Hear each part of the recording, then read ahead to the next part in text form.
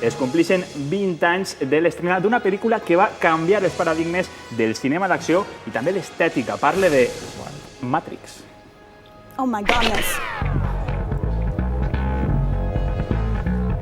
Una pel·lícula de les germanes Wachowski que va canviar completament, com diem, va revolucionar l'estètica del cine amb aquestes escenes d'acció espectaculars. Matrix és veritat que té moltes escenes d'acció, de ciència-ficció, però n'hi ha molt darrere, molta filosofia darrere, perquè fixeu-vos que de fet és una pel·lícula didàctica, perquè als instituts, també en el meu cas, per a l'assignatura de filosofia, s'utilitza, es posa als alumnes perquè explica d'alguna manera a Plató, el mite de la caverna, que diu que el que vivim no és la realitat, que n'hi ha un altre món que realment paral·lel, que és la veritat, realment. Eixa mateixa pregunta que ha dit Pilar, com explicaries tu Matrix, és el que hem fet a la gent del carrer. Jo no sé si m'han ajudat o m'han acabat de marejar el cap. Claro, exactament.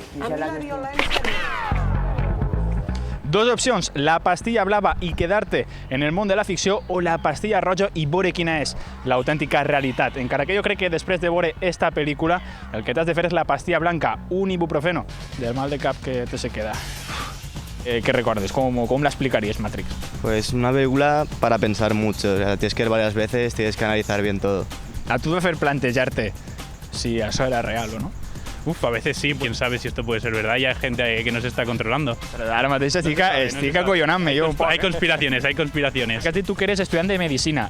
Com a estudiant de medicina, quina era la pastilla bona? La blava, la roja, era un ibuprofeno a lo millor? Hombre, yo elegiría la roja. Vosaltres quina pastilla haguereu triat? La blava o la roja? Yo la hablaba. ¿Sí? Sí, sí.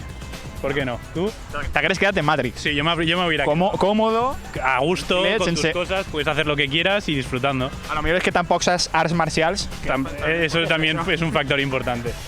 Fixeu-vos així, esta era la gran decisió a la que s'enfrontava Neo, el protagonista de Matrix, seguir, és que clar, l'he vist al revés, seguir vivint en la ficció o anar a la realitat i veure quina és l'autèntica realitat.